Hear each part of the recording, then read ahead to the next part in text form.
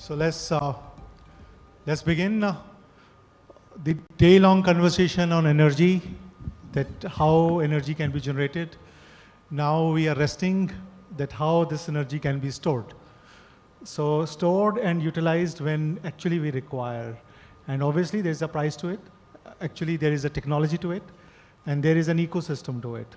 So ladies and gentlemen, we will be discussing the whole ecosystem, how to build the storage capacity in India, and how to utilize storage so that our energy consumption can be more efficient and cost effective. So we have with us Mr. Ajay Shankar, who has done a lot of work, not only as an academician now with TERI, but prior to that, when he was Commerce Secretary, he was pushing a lot of policies. After, sir, almost more than a decade now, that India has been discussing the storage story.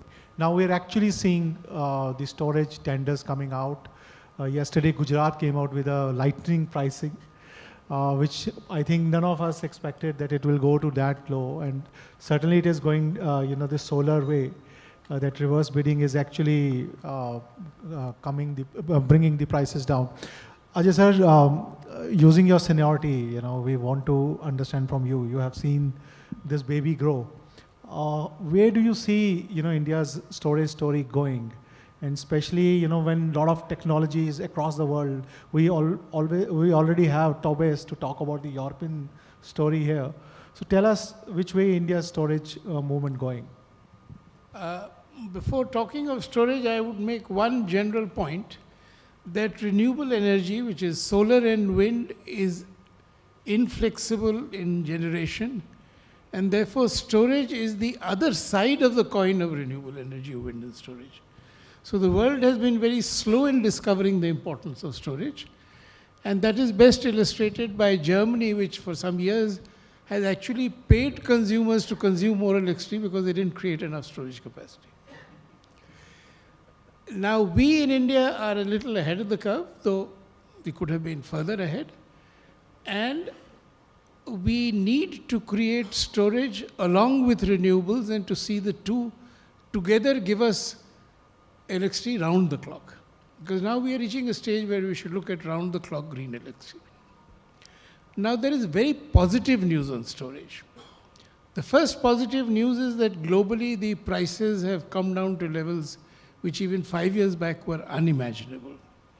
So whether you take battery storage systems, whether you take concentrated solar thermal, which we still haven't tried out in India, whether you take pump storage, solar plus these storage options give you electricity at a rate which is decisively lower than electricity from a new thermal power plant. Now this was unimaginable even 4 years back. So we in TERI did a study, picked up a day's curve in Delhi and said that supposing you were to follow the exact demand curve and use renewable plus storage and compare it with solar, new thermal loses by at least 50 to 80% a unit. So it doesn't make any commercial sense to build up new thermal power plants in this country now, thanks to the success of storage. Now this is not widely understood, not widely appreciated, but hopefully policy will shift in that direction. The other is, can we build enough storage in the time available? Now the response to tenders is so enthusiastic that I don't see why anybody should have any doubt about the capacity of the private sector in India to build all the storage that is required to be able to use all the renewable capacity that is coming up. So today planning for bidding has to be for storage and renewable together. And storage has to be enough to meet round-the-clock demand. So I think the time has moved on where we could look at 2 hours RTC supply round-the-clock green power. We can look at round-the-clock, real-time basis green electricity at a cost-competitive manner. And one key point which also needs to be emphasized is that Indian industry is also ahead of the curve. Europe has introduced the CBAM mechanism. So the sooner an Indian industrial plant can claim that they are using real-time green electricity, they would be the greenest producer in the world. And that's a huge potential. And thanks to the open access system, the transmission systems created and the regulatory framework in position, any number of industrial units can in the next couple of years hope to get green electricity round the clock. The other day I was at an event in this, and a new startup has tied up with Hindalco for 100 megawatts of green electricity in a new contract at a price which is cheaper than that from a new captive thermal power plant. So the market is moving very fast, and I see India becoming a global leader in storage, a global leader in the transition to green electricity systems. Rahul, you know, I have been seeing your journey for more than a decade now, and you are one of the most strongest voice behind storage story in India. But you know, this story can't succeed without startups. And we are suddenly seeing, the big projects coming forth, and these are beyond startup limits. How do you see Indian startup ecosystem, coping up to this? Because they will have to do a lot of innovation to basically, chart this curve. So how do you see that ecosystem developing here? Sure. No, so we are right now in sort of maybe a golden period for energy storage around the globe. And particularly if you see in India now with the kind of demand which is getting picked up, both for e-mobility as well as now for stationary storage, I think there is a tremendous opportunity for startups to play a key role in this space. And we have here Hiren with RE Plus as a seasoned startup founder with us. One thing which is required from the policymaker side is that while we are getting this lot of these large tenders which are like a gigawatt hour scale at an individual location, we also need to be looking at more distributed applications of storage which are at maybe 5 megawatt hour, 10 megawatt hour, and identify how you can create a market for that as well.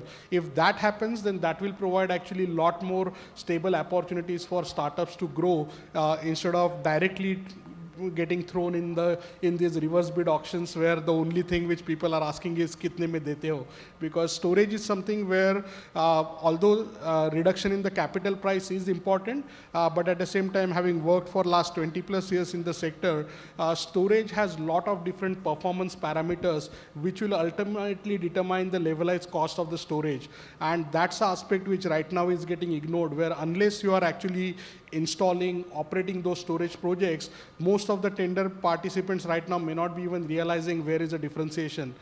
For startups, I see there are many startups who are actually coming with deep background. They are really spending time in trying to figure out some differentiation on the performance side. But again, on the market side, we need to create an opportunity for that differentiation to be valued. And it should not be only the race to the lowest L1 pricing, price discovery.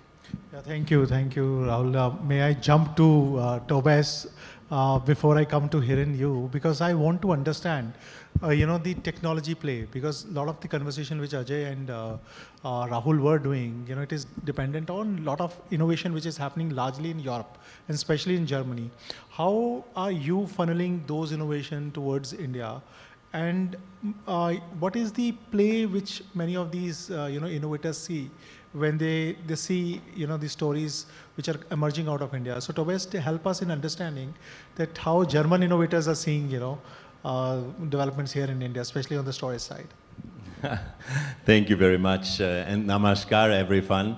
I'd say in the first place, India is seen as a champion to diversify global supply chains, and irrespective of whatever technology, no? So Germany and certainly Europe is interested to not just depend on the big dragon, and is happy if the big elephant steps into the room, and certainly Indo-German cooperation is kind of like supporting this narrative. But please allow me to actually draw a bigger picture. So if we talk about battery storage, how many gigawatt hours globally are going to be deployed in the year 2025? Any idea? I think we have most of us electricity persons amongst us. How many gigawatt hours, any idea, being deployed in 2025? Battery storage? 1,500 gigawatt hours. Wow. But 80% is for EVs. 20% is main market stationary storage, as you said.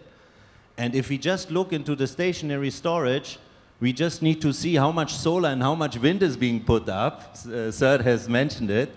Any idea how much solar is going to be installed in the year 2025? I saw the managing director of National Solar Energy Federation of India here, but he just left the room, so it's easier for me to ask you. Any guess how many gigawatt will be installed? In India, you have an idea, right? It's going to be a record year of what, 25 to 30 gigawatt maybe this year? Yeah. Globally, any idea? So if we multiply with 5, 700 gigawatt. oh wow. Only this year. Only this year. And then wind, any idea? So don't even look at me. Huh? No, it's not as much, but wind becomes incredibly more important now because whenever the sun is not shining, hopefully a lot of wind is blowing, but it's going to be around 140 gigawatt. But now the important number, what kind of gigawatt in battery storage has been already installed? So I was talking about gigawatt hours, but let's talk about gigawatt because in India we want to meet the peak demand in the morning and in the evening so that we can actually make use of the sun during the day, store it into the batteries, and then release the power maybe in the evening peak, and then during the night, we may charge it with wind, but maybe also in the beginning at least with some coal, I have to admit. But then having 2 cycles per day, right? With 2 cycles per day, we can already reduce the cost. So coming back to battery storage capacity, any idea how much battery storage capacity will be installed in the year 2025?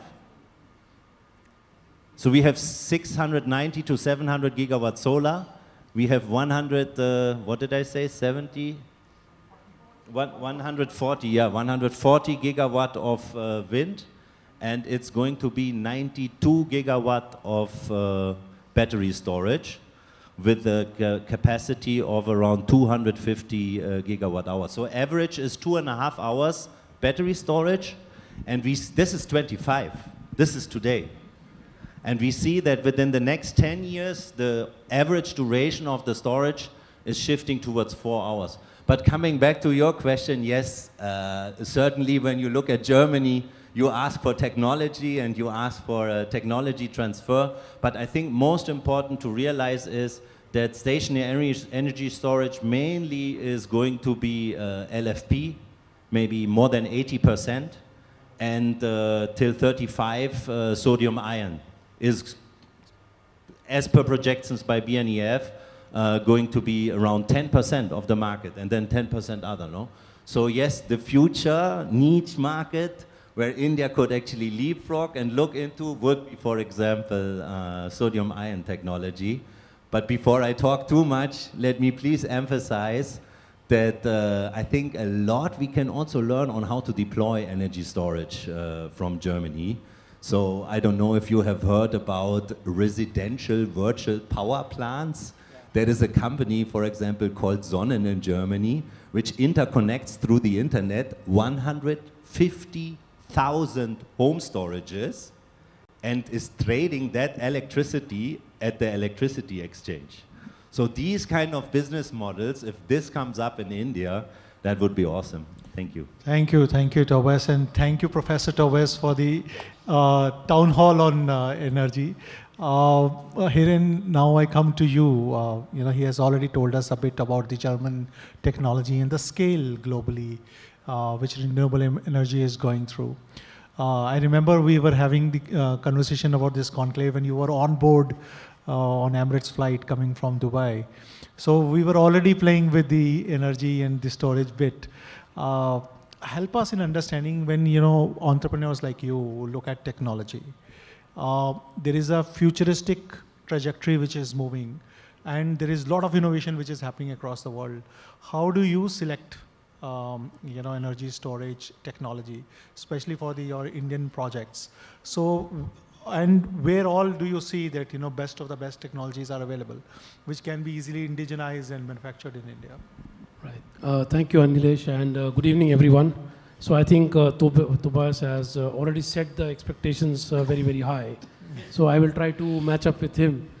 So having said that, for companies like us, of course, this market is shifting and it's very, very dynamic. But if I have to look at the long term and the short term, I can put battery energy storage into 3 buckets. And one is going to be the 2-hour backup, which is the average right now, globally also worldwide, and shifting towards 4 hours. But also a large play is going to happen in long duration storage technology. So then people will talk about 6 hours, 8 hours, 10 hours of backup. So if I have to divide this whole pie going forward, 10 years from now, we will be looking at, at least still 70% of the chunk will still come from 2-hour and 4-hour backup. 30% will go into the long duration storage applications. Now, Indian grid is slightly different, and it's a little complex as compared to many other grids in the world. And here, having said that, we have our own different challenges of geography, the way the generation patterns vary from the peninsular area to go through the interiors, the central part and the north part of India, the combinations of solar and wind. So what I see is there is definitely going to be a shift in the policies as far as the country is concerned. Earlier, we are focusing only on the generation because there is a demand-supply gap. But as we move ahead, surely we are moving more and more towards power quality. And before this panel, I heard one question that when will be the Indian grid, interruption-free? So when we move in that direction, that means a lot of dynamics will change, ramping up, ramping down, DSM, solving the problems of, the concentration of transmission and distribution stations. So there are many things that we need to clear up as we move in that direction.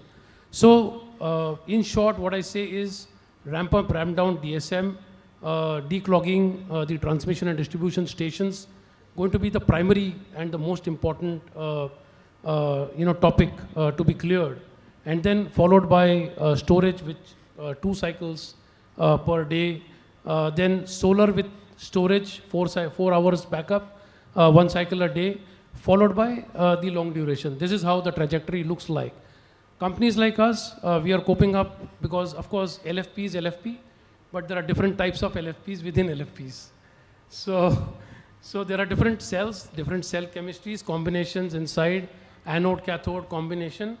As a group, we are a part of LNJ Bhilwara Group. I'm happy to share that we are not only working on the, battery energy storage manufacturing from cell to pack and pack to containers, but we are also participating in this market by manufacturing graphite anodes for different types of cells which are going to be required in the future. So we have invested in anode plant, 20 gigawatt hour capacity at this point of time. Going forward, probably, the manufacturing that we have in RE Plus can also be scaled up, and at certain point of time, we'll also look at cell manufacturing. So this is how, we are preparing ourselves. And having said that, sir, 83 gigawatt hour of tenders have been awarded so far in the last 1.5 years in India. And there are another 150 gigawatt hour of tender which are going to be awarded in the next 1 year. So that is the traction that we are looking at. And I'm sure next 2 decades, storage going to be the trendsetter in the energy market. And Rahul, if I add to what Tobias said and what Hiren is saying, there are 3 trains which are running in parallel. One is innovation, which is happening across the world. Second, India's quest for cheaper storage thing. And third, we are also getting into a manufacturing mission mode, where we want to manufacture most of the components here in India. And all these 3 trains need to run in parallel so that India can achieve its storage story. So how do you see Indian entrepreneurs, gearing up for this? Or do you see that, we will have to go with the solar story where, most of the deployment was dependent on the Chinese components. And then we later on got into the manufacturing side. So what is your thought process on this? No, so I think in storage, we are definitely learning from the solar experience. In fact, in my previous role as India Energy Storage Alliance, we started talking about battery manufacturing and looking at cell manufacturing way back in 2015-16. Unfortunately, at that time, there was not enough conviction about the demand really scaling up. Only after around 2019, 2020, with the EV market picking up, the conviction started happening. And from this point of view, view, again, I would like to give credit to the Production Link Incentive Program, which as a scheme, again, there are two opinions about is it a successful or not, but having worked behind the scene with number of companies who were considering investing in energy storage but then wanted to wait, I would say that as far as I'm concerned, the PLI has achieved its goal as far as the battery manufacturing is concerned, that it actually channelize more than 10 large corporate groups to start seriously considering about lithium-ion cell manufacturing in India, as well as look at alternate technologies. And apart from those 10 companies who are now looking at setting up gigafactories, almost around 20 plus companies have started investing into the component side of it, looking at not just India as a market, but also, as Tobias mentioned, looking at India's role in a global supply chain for supplying some of these components for global manufacturers as well. Obviously, these things do not happen overnight, so many people have been waiting as soon as the PLI was announced, when is the cell manufacturing going to start? Even at that point, we knew that it's going to take at least 3 years for any company to set up the cell manufacturing, and then possibly another 12 to 18 months for stabilizing the production process. So we are in that stage. I think within next 12 to 18 months are really critical for us.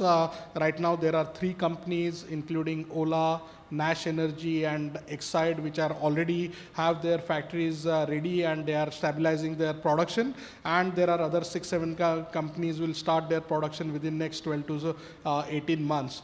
Now, one aspect where there we need to again be a little bit cautious in India is that right now the global prices have crashed.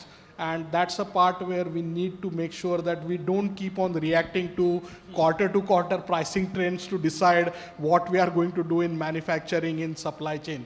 This is a commitment what we need to provide for long term, and that's where we are really excited for the work which you and your team have done doing, looking at the Bharat Climate Forum and a complete clean tech manufacturing.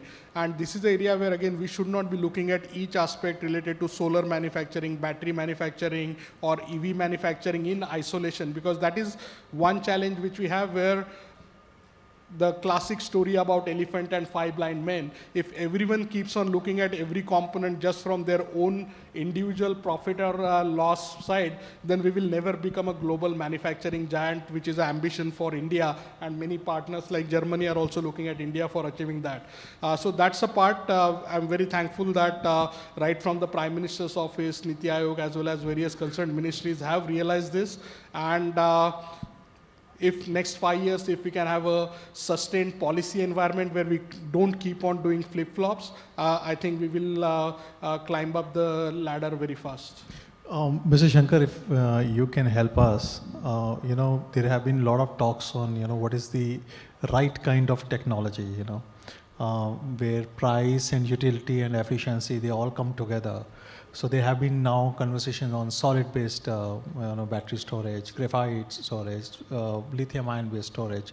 So what is the storage solution for India, especially when we talk about the hybrid and grid-related storage capacities? I would like to answer the question in the following manner. First of all, I think the scaling up of storage that is required is gigantic. So ideally, if in a year you invite bids for 2,000 megawatts of renewable, you should be inviting bids for at least 2,000 megawatts of storage. Now we are nowhere near that. But I'm confident those bids are invited, the market will respond. The second point I'd like to make is that we have to have a differentiated approach. So if we are looking at battery storage, technologies are evolving so rapidly, sodium ion is there, others are there. So the bid should be agnostic as far as technology is concerned, and let the price determine which technology succeeds. But in parallel, we need a lot of bids for pump storage on rivers, pump storage off rivers. Both these are easy to be self-reliant in manufacturing because these are mature technologies. Then concentrated solar thermal is something we haven't started as yet. We are late. The price achieved in Dubai is 7 cents per unit. It's competitive because it stores energy and gives you electricity. You don't need to give it electricity to store. And the potential is enormous because wherever a large solar project can come up, a concentrated solar thermal project can come up. So So I would hope that government will start inviting bids for that soon. Then the point which was made earlier is very important, that we need storage at all levels. So we need lots of storage in large projects. We need lots of small-scale storage because the transmission system needs some storage for reliability. The distribution system needs storage for reliability. And as the decentralized solar takes off with PM rooftop solar program, then I think we will need a lot of storage in rural areas. It's quite possible that I have a little hut in the village. I'm out the whole day. I don't consume any electricity. The solar panel generates. So when that solar panel flows out, the local DISCOM may need to find storage capacities locally. So we need storage of all shapes and sizes and all technologies.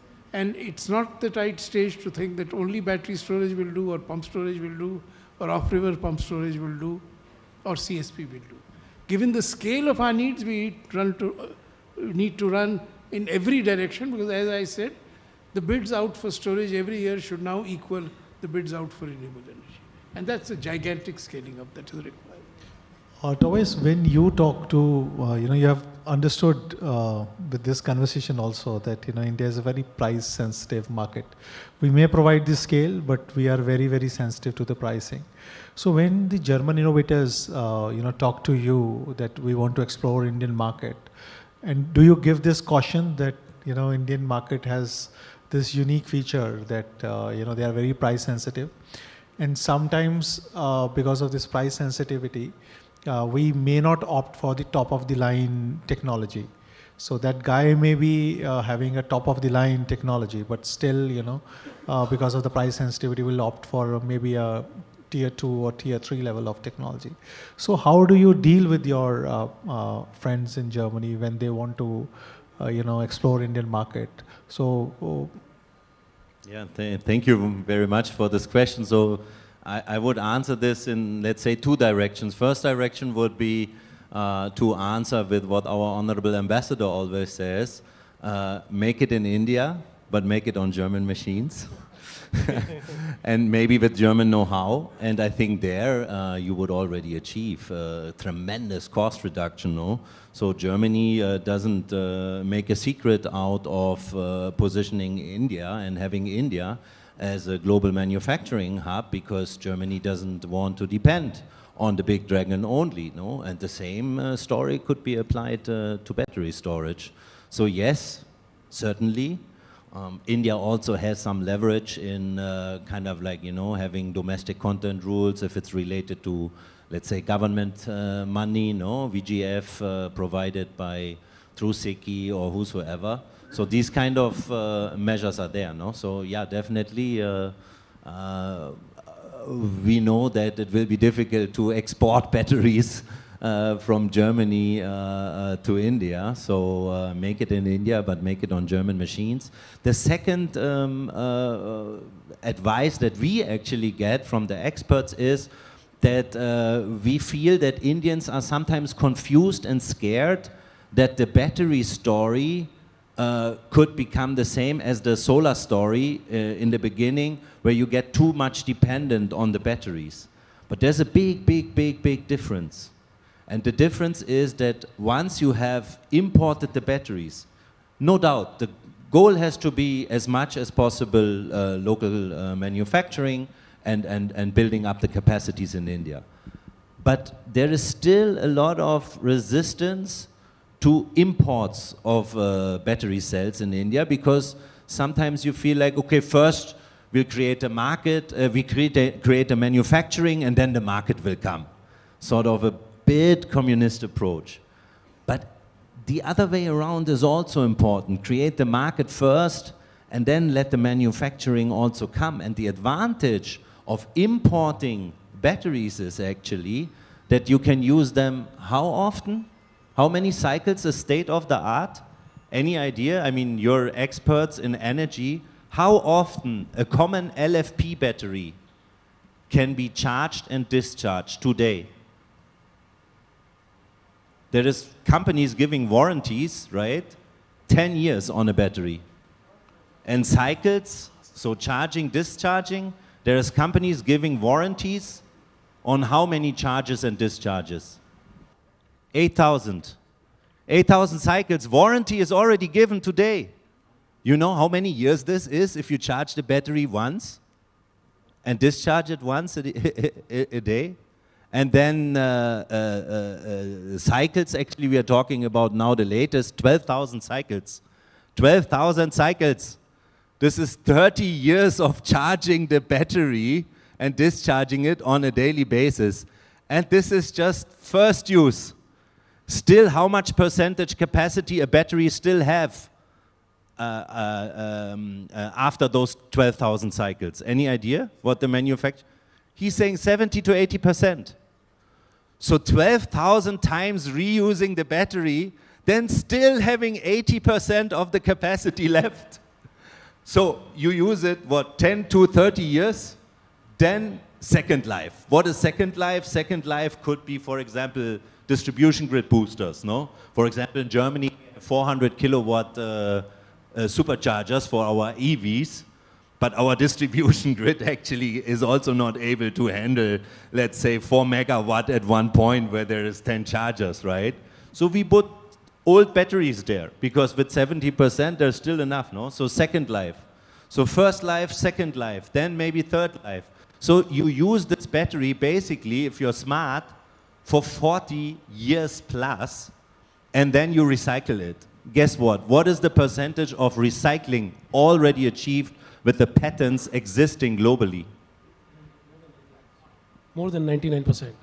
More than 99%.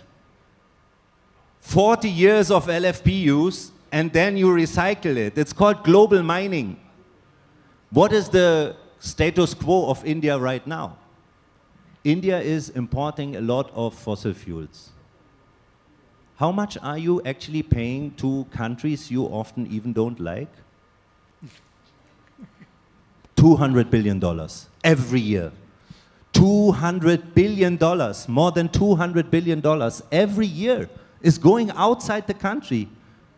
And how often is this fossil fuel being used? 12,000 cycles, 40 years? Not even once, because it's thermal, right? So you have 40% thermal loss at least. So you use it half or 60%. So for me, seeing the tremendous potential of India in terms of solar energy, and basically India has baseload solar. Please be aware that in Europe we need long-term storage, because January, February, November, December, we have hardly any solar generation. So compared to the worst day with the best day of solar generation, we have a variation factor of 50. You know what is the comparison of the worst day of solar generation compared to the best day of solar generation in India? What is the factor? 2. Factor 2. So basically, somewhere in India, the sun is always shining, no? And that brings me to that second point again. We just need to overcome the night and the morning. We don't need long-term storage. We basically need 2 to 4, 5, 6 hours storage in India. And India can then become the global manufacturing hub with green electricity, as Sir has mentioned, CBAM and so on. Not only for solar panels, not only for batteries, for any products in this world. Yeah? Thank you. Thank you, Tobias. So the applause could be louder. We all had nice lunch. And Tobias has just confirmed that he is a professor of renewable energy and give us the whole umbrella of the global storage side. Thank you, Tobias, for this. Hirin, unfortunately, you are the next one. Now he is giving us, the global understanding and scale that India is in a very sweet spot. But still, our story is very slow to take off. Do you have any recommendation for the government, to accelerate this? Thank you. This is a very important question. And I would just like to say that we have our learnings from the solar, because we have 15 years of, the solar curve. And in this, we went very slow in the beginning, and we had an exponential ramp up, and now today we have ALM and PLI schemes and stuff like that. The good part is from this learning, if we are able to apply for the battery energy storage, there are three, because time's up, so there are three major important points which I would like to highlight.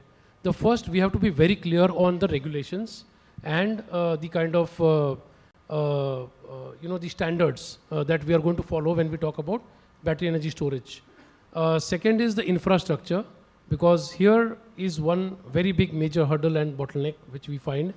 The testing labs, the testing agencies, the certification agencies, especially when we talk about the containerized systems at the high voltage level, high current level. So we need to have more infrastructure to give momentum for this whole growth story. Third and the most important thing is skill development. I think we lack a lot in this third area, especially for the battery energy storage, because it's a energy storage and lithium-ion batteries can be used for EV as well as for ESS, as we all know.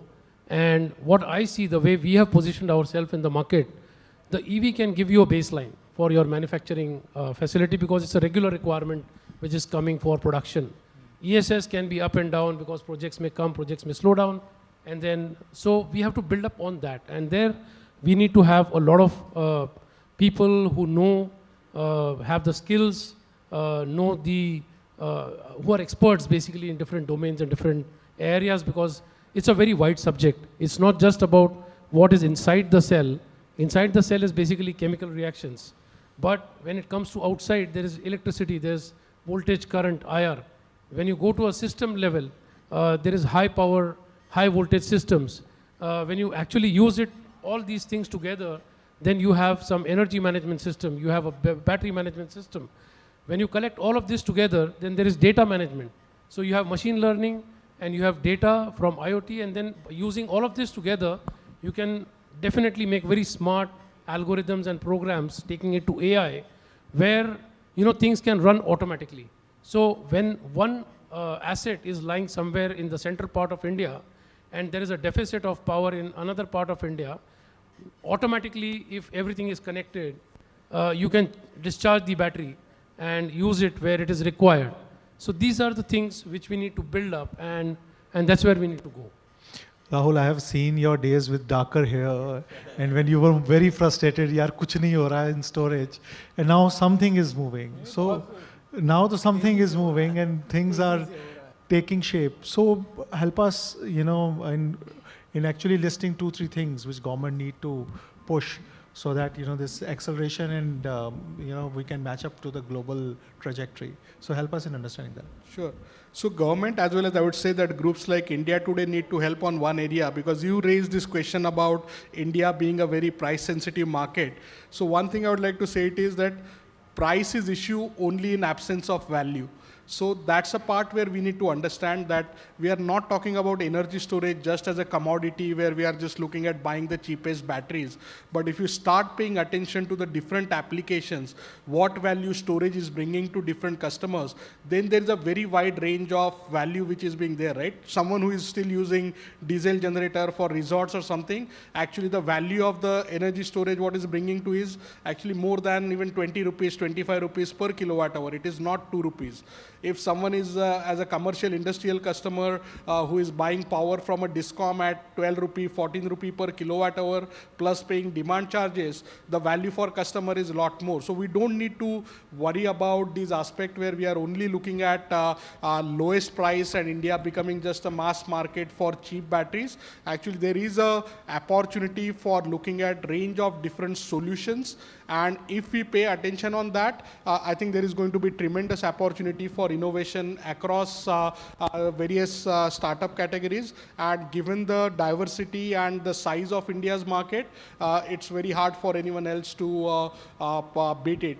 So I would say that both on government side as well as on the industry and from the media side, we need to make sure that we are communicating this value and not getting into this only this race to 1 rupee solar plus storage, which a lot of time Rahul, gets we attention. say whatever industry says. We don't build up the storage. No, so that's where you need to help bring that clarity that when we talk about that 1 rupee solar power at some remote location, that's not the price which most of the customers are paying, right? Most of the consumers are paying minimum 6 rupee, but in many cases, many states, even 12 rupee, 15 rupee. So that's where let's try to get away from this narrative about just lowest tender and just celebrating that, and try to start focusing on value. Because the biggest risk what we have right now for this sector is safety.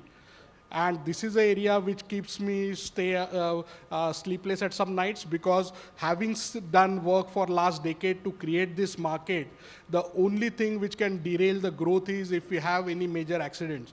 And this is something which is not just in fiction. This has happened in Korea, this has happened in Australia, this has happened in US. So we need to make sure that as an industry, we are not just looking at buying cheapest battery, cheapest solution, but we are providing enough margins for everyone to actually learn, deploy right solution, and pay attention to safety.